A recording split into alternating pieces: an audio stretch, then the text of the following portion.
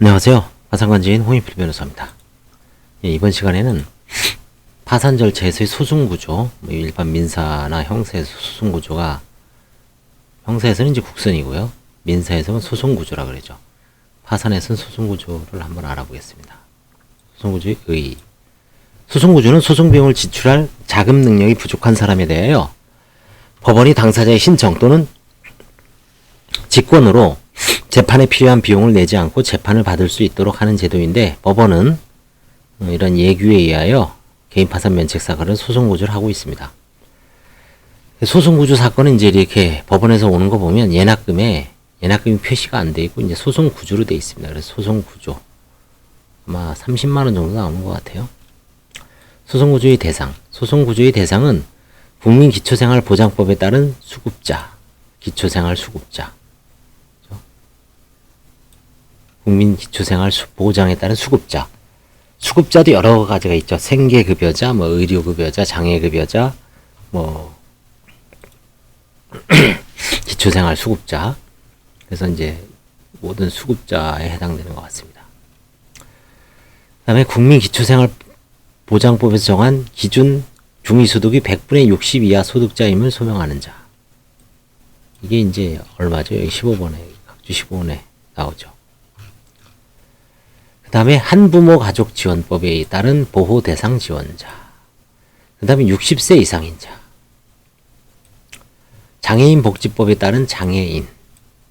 국가유공자 등 예우 및 지원에 관한 법률 및 보훈 보상 대상자 지원에 관한 법률에 따른 상위 등급 판정자. 고엽제에 따른 고엽제, 후유증 등 환자 지원 및 단체 설립에 관한 법률에 따른 장애 등급 판정자. 5.18 민주유공자 예우에 관한 법률에 따른 장애 등급 판정자입니다.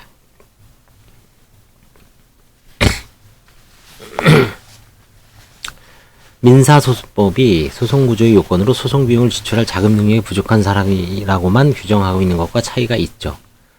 그래서 이제 구체적으로 이렇게 열거하고 있습니다.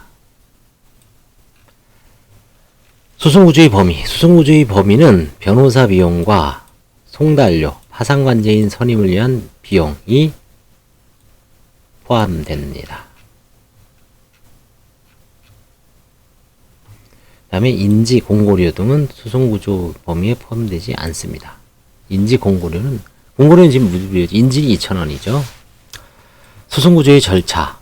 법원은 소송구조 대상의 신청에 따라 또는 직권으로 소송구조를 할 수가 있습니다. 다만 파산관제인 선임을 위한 비용에 관해는 직권으로만 소송구조를 할 수가 있다. 그러니까 결국 파산관제인 선임 비용은 신청으로 안 되고 판사가, 그래서 이제 관제인 선임에 이제 예납 비용을 이렇게 적어보면 30만 원, 50만 원, 30만 원 있는데 소송구조라고 되어 있는 경우가 있습니다. 그거는 판사가 봤을 때 이 사람 파산관제인 선임 비용을 국고에서 소송구조로 직권으로 결정해 줄 때는 이건 신청이 아니라 판사가 직권으로 해주는 겁니다. 직권으로 해주는 사건이 보통 한 달에 한 두세 건 되는 것 같아요. 몇 건 중에, 20건 정도 중에 두세 건. 소송구조를 신청하는 사람은 개인별 주민등록등본, 자신이 소송구조 대상자임을 증명하는 증명서, 아까 얘기했죠?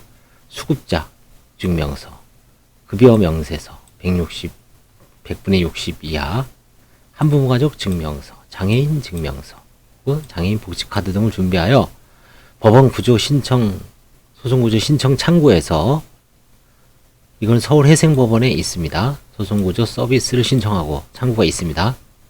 담당 직원으로부터 소송구조 지정 변호사를 배정받은 다음 그 변호사의 사무실에 직접 방문하여 소송구조 신청부터 변호사의 도움을 받게 됩니다. 그래서 신청 변호사는 서울에 7분인가 있죠. 강길 변호사님 계시고, 박은정, 그 다음에 조철기 변호사 계시고, 그 다음에 옛날에 유동규 변호사 있었고, 김숙희 변호사 있었고, 그 다음에 또 요즘은 새로 계신 분이 몇 명 생긴 것 같아요. 그래서 제가 이제 5분은 기억나는데 한 두세 명이 더 있습니다. 지정 변호사가 소송구조 신청서를 접수하면 법원은 소송구조 요건에 해당하는 경우 즉시 소송구조 결정을 하고 그 후 지정 변호사는 개인 파산 신청서를 작성 제출합니다. 그래서 소송구조는 파산은 24만 원이 나올 겁니다. 24만 원. 회생은 42만 원 나온다고 하더라고요. 42만 원. 이처럼 변호사 비용에 대한 소송구조 신청은 소송구조 지정 변호사를 통하여 하여야 하는데, 만약 소송구조 지정 변호사를 통하지 않고 변호사 비용에 대한 소송구조를 하였다면 소송구조 지정 변호사를 통해 신청하도록 안내하는 것이 바람직하다. 왜냐면 이분들이 이제 일종의 전담을 하죠. 그쵸?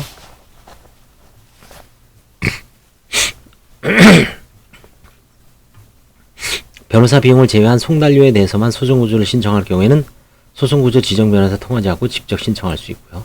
이 송달료도 무시 못하죠. 10명이면 한 40만원, 45만원 정도 된다 그랬죠. 소송구조 지정 변호사의 업무. 소송구조 지정 변호사는 소송구조 신청 전에 일단 상담을 해줍니다. 이게 파산 면책에 대해서 전반적으로 이제 쭉 상담을 해주죠. 제가 이제 진단표 만들었잖아요. 그거를 한번 보시면 자가 진단을 해보는 거하고 똑같죠. 뭐 재산은 어떻게 되는지, 상속은 있었는지, 보험금, 보증금은 어떻게 됐는지, 편파행위는 있었는지, 상속, 뭐 협의 분할이 있었는지, 미등기 상속 재산이 있었는지, 그 다음에 영업을 폐지한 사람은 그 영업 재산은 어떻게 처분했는지, 차량은 있는지, 그쵸? 쭉, 그 다음에 이제 뭐 면책 불허가 사유, 낭비행위는 있었는지, 재산 은닉은 있었는지, 혹시 다른 사람한테 대해서 미수금 갖고 있는 거 있는지, 대여금은 있는지, 소송행위는 있는지, 채권자 소송, 대소송은 있는지, 채권자 취소송은 있는지, 이건 수기하죠. 일반 민사소송은 있는지, 소송을 또 당한 거는 있는지, 이런 거를 다 이제 상담을 해줍니다. 그걸 토대로 해서 소송구조 신청서를 작성해서 제출해줘. 거기에는 이제 서류가 뭐 한 14가지 서류를 이제 하죠. 개인 파산 신청서 작성을 제출하죠. 신청서. 첨부 서류를 검토에 따라 확인서를 붙여야 하고요. 이게 이제 관제인 보고서하고 비슷합니다. 재판 기일 및 절차, 면책의 효과 등에 관해서 이제 안내해 주죠. 그 다음에 법원의 보정사항에 대해서 또 보정해야 됩니다. 그 밖에 이제 관제인에 대한, 관제인이 이제 보정 요청 서류도 이제 내죠. 여기 있죠. 24만원이죠. 소송구조 지정 변호사의 기본 보수액은 24만원, 지급 시기는 면책 여부의 결정시다. 그렇죠? 그다음에 소송 구조 결정이 취소. 뭔가요? 이거는 소송 구조를 받은 사람이 소송 비용을 납입할 자금 능력이 있다는 것이 판명되거나 자금 능력이 있게 된 때에는 소송 기록을 보관하고 있는 법원은 직권으로 또는 이해관계인 신청에 따라 언제든지 구조를 취소하고 납입을 미뤄둔 비용을 지급하도록 명할 수 있다. 이거 어떻게 알아낼까요? 은닉재산이 발견된 건가? 뭐 소송 구조를 신청해 줬더니 나중에 서류에서 보니까 뭐 돈이 발견된 건가요? 예금이 뭐 한 몇백 있다든지. 실무상 예납명령 단계에서 소송구조 대상임을 소명하여 파산관제인 보수 등에 대하여 직권으로 소송구조 결정을 하였는데, 파산 선고, 파산관제인 재산 및 한가 단계에서 한가할 재산이 발견되어 파산재단이 형성되고 그 한가 X에 근거하여 채우보수 결정을 한 경우 그와 같은 채우보수 결정만으로는 직권 소송구조 결정에 따라 국고에서 지급되어야 할 30만원의 범위 내의 금액이 특정될 수 없는 문제가 발생한다. 이와 같은 문제를 해결하기 위해 채우보수 결정 외에 파산관제인에게 30만원 범위 내의 금액을 보수로 지급할 것을 명하는 내용의 중간보수 결정을 별도로 함으로써 직권 소송구조 결정에 따라 국고에서 지급해야 할 30만원 내의 금액을 특정하는 방안을 고려할 수 있으나, 이는 채우보수 결정과 별도로 중간보수 결정을 함으로써 관제인이 보수를 지급받을 총액수에 관해 혼란을 초래할 여지가 있다. 이게 옛날에도 한번 이런 중간보수 제도를 사용한 적이 있습니다. 언제? 2011년에 관제인을 80명을 뽑아놓고 거의 모든 변호사 관제인 보수를 100만원으로 정할 때가 있었어요. 그래서 이제 한 달에 한 4-5개 줬나? 4-5개. 가나다 순으로 1, 2, 3 단독은 김씨, 4, 5, 6 단독은 뭐 이제 가나다 수는 뭐 박씨나 이씨, 7, 8, 9 단독은 뭐 홍씨. 저는 이제 마지막 단독이 있었죠. 그런 식으로 해서 이제 한 10건?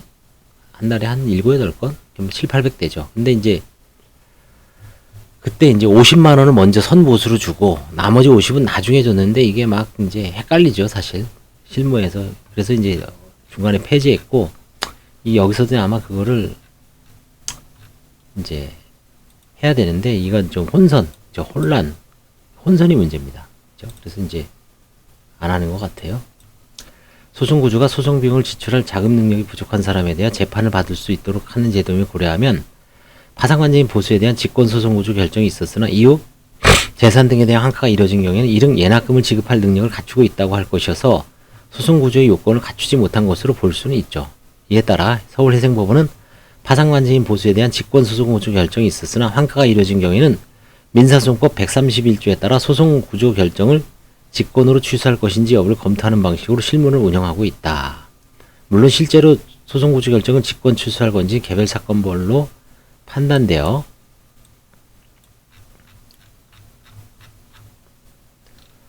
야 할 것이다.